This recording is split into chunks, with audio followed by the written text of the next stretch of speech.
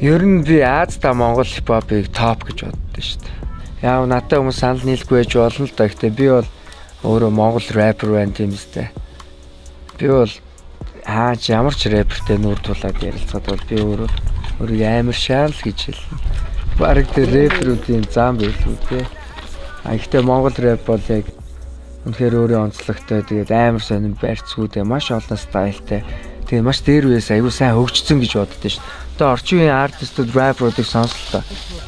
Алж шүү. Жохон лайфстайл нь сайжраад өгөл гоё юм да. Ард түмнийхэн лайфстайл сайжраад амьдралын маяг.